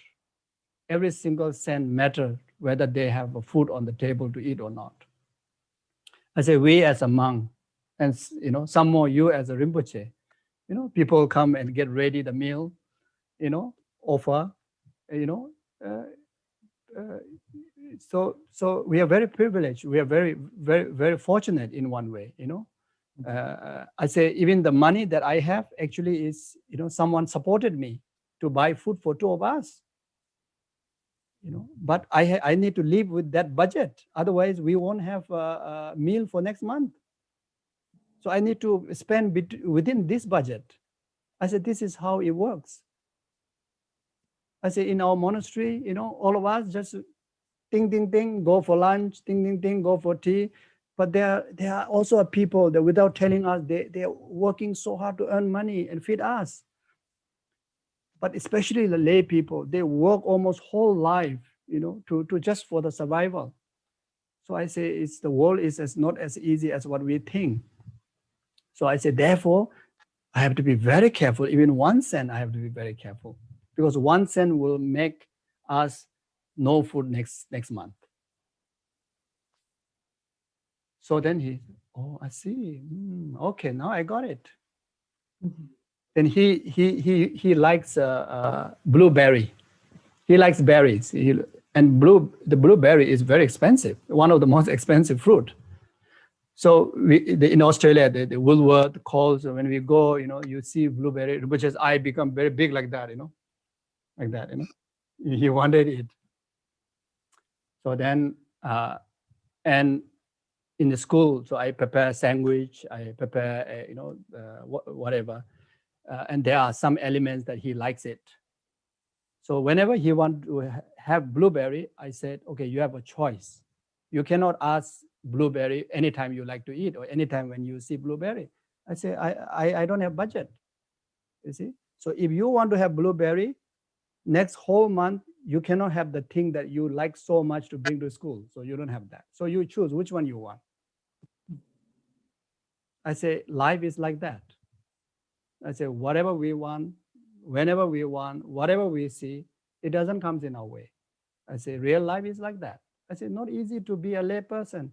I say, we are so fortunate to be, especially Himalayan, Tibetan monk and nun. Not many Western sanghas, they have a hard time, to really have a facility to take care of themselves. like us, our monastery take care of everything. So sometimes without knowing the outside world, sometimes we think that in the monastery rules, monastery education system, monastery is a very harsh place. Actually, monastery is the really pure land. You only study, you only practice. You are asked to do nothing else than study and practice, and free. And that also sometimes feel and ask you to observe vows, virtue. That's why everybody try to discipline you to only accumulate virtue. When if you know the outside world, wow, that's so precious, isn't it? But if we are not exposed, we think this is punishment. No. If I go to New York, if I go to Australia, then I will have the real freedom. But actually it's not. So this is one example. Then when he was in the monastery, every person who come to see him surely have at least 3, 4, 5, or maybe 10 or hundreds of toys. Entire his house is completely filled with toys. And I remember, these toys, one new toy come, open the new toy, the old toy gone, isn't it? So when I bring him to Australia, I say, you cannot take any toy, no toy at all. So when he came to Australia, he's still a little boy. And he likes toy very much. Then when we go out to the shop, there's one, I think there's one round thing, when it's like a ball, you throw, then it become like a monster like that, the limb come out, there's one round. So he saw his friend in school playing that and he wanted that so much. So he expressed to me, then I say, you have to earn it. You cannot just ask me. I said, Rinpoche, remember? I said, you have so many toys that none of them is now valuable. I can have a toy museum for you, but now everything cannot make a museum. You have to throw rubbish. I said, Rinpoche, you have to earn. I said, when you get good mark in the school, surely I will get this for you. So he really got, he had an exam in whole throughout Australia. He got a high distinction on the math, and that he got a present from school, and he even uplifted the name of the school. He did very well. Then I give that toy, and throughout 3 years he treasured that toy very much. Then when he went to Sarah, I say, you pack your things. So he's already grown up. He's still child, but it's a bit grown up, and he forgot that toy. And without telling him, I pack with my luggage. And when we reached Sarah, I showed to him. They say, very precious one. Remember? And that time we had a little bit of emotional, like he also felt that I care for him. Even I've been very stingy, very harsh, but he also felt that he actually cared for me. And I also feel very emotional because now we're going to separate. I'm going away tonight, and you're staying back here. So it was a tough time. So you say, okay. The point is, I don't know the question now. I forgot, but yes. It's been very beneficial, and I guess that I think he appreciate his they become ordinary, the genuine. Then after that, when he comes to his own sense, then he want to be, as a guru, as someone is chosen. Then of course there's so many people look up to them, and they have to behave. But not when they are little. When they really have the capability to think, and when they become, already got some education and training, everyone have to behave, isn't it? And especially these lamas, they understand the benefit and they behave by their own understanding, and this is joy for them, feel proud for themselves and also so beneficial for others. Definitely, But when they are little, I think it's good to experience the child side. Something like that. So Geshe-la taking Lama Phuntsok to Australia, I'm sure had a very good reason. Is it also to prepare Lama Phuntsok to teach us, as Westerners, to learn perfect English? And because Geshe-la could have taken Lama Phuntsok back to his home village. It's very harsh conditions, very simple life, to show him, the preciousness of material things. But Geshe-la chose Australia. I'm sure there's a reason behind. Yes. Yeah, there are a few reasons. One is I wanted to go to a place where that nobody knows us. So that's why even though our center is just nearby, and we didn't go to any of the center during that period, and totally go away from the idea of this, holy being, and just as I mentioned before, just want to experience the real, total, normal life. That yes, one of the motivation is to understand the Western world also, Western mind, at least in the childhood, among the child, it can be very helpful when they grow up, and which is an asset tool to benefit, to offer benefit. Dharma is for everybody, whoever any sentient being, and you have the skillful means and the tools, and you may have a more opportunity to share the Dharma more broadly, isn't it? And also, as I mentioned before, is to serve Lama Zopa Rinpoche's visions. Rinpoche's visions are all over the world, not just in Nepal, not just in India, all over the world. So, and I also think that in the monastery, we have so many sanghas, so many geshes there, so many senior monks and nuns are there.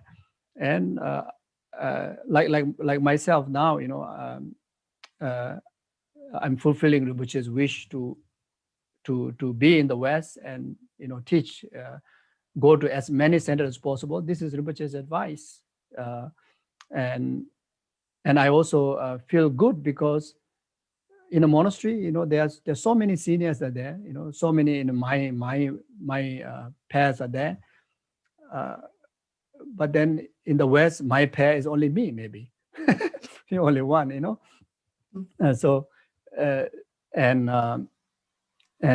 also even though my English is absolutely broken, that you can see that, but still I can communicate, and I enjoy sharing Dharma, and most of all, this job is in accordance with what Guru want you to do, and that's most fulfilling. And similar way for Phuntsok Rinpoche, if you happen to be in a monastery, like myself also one day, need to return to monastery, and I will have my own responsibility to do. But right now, I think I'm more comfortable, where I am. And just prepare, just have many tools. So knowing the world, knowing different language, I think is very good, isn't it? Yes, Geshe-la. Yeah. Geshe-la, we've been, more than 2 hours. We took Geshe-la's precious time. Thank you so much, Geshe-la. I know there are so many more questions, but I could encourage everybody. Geshe-la will come back and teach on the 8 verses of mind training in March and April. It's a free teaching. Anybody can register. So if you have more pressing questions, please come back and join us for those teachings. But we don't want to take Geshe-la's time even more. Thank you so much, Geshe-la. This was such a pleasure, such a such an honor to have you here, and I hope it was a very auspicious beginning for Geshela to teach for Tushita, hopefully not just on Zoom, but in person at Tushita very, very soon, Geshela. Please, please, please. Please. Thank you very much. Thank you, Venerable Kumpel, and your team in Tushita, and also each and every one of you here, Venerables and all the brothers, sisters. Thank you for your time. And yeah, so wonderful.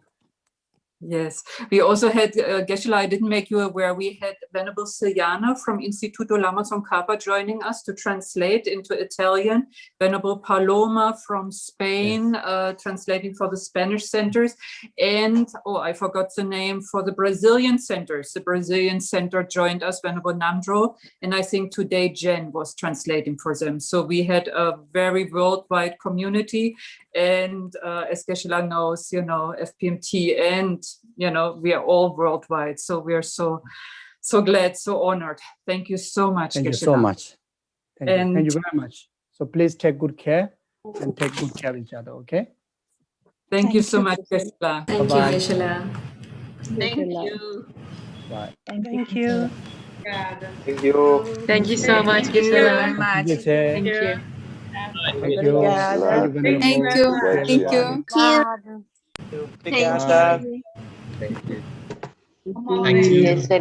Thank you. Thank you. Thank you. Thank you. Venerable Jalmo. Thank you. Thank Thanks, you. Geshela. Lovely to see Bye-bye. you. Thank you so much. Thank you. Bye-bye. Bye-bye. Bye-bye. Tujeche.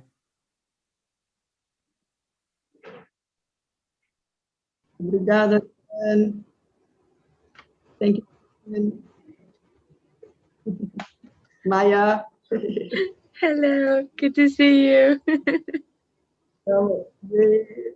Cadê tu, Gê? Casa trancada aí. Thank you, Kumpala. It was a wonderful teaching. Amazing. Amazing. Thank Wow. you so much. I think Geshela is gone, yes? Thank you so much, everybody. Sorry for the overtime, but I hope you enjoyed. I did, certainly. Thank you so much. Have a good evening, good morning, wherever you are. Good night. Bye-bye. And see you tomorrow for Benefit Talk. We have another amazing teacher coming up. Thank you so much. Hi, Pamela. Thank you, Stephen. Thank you. Bye-bye, everybody. Bye-bye.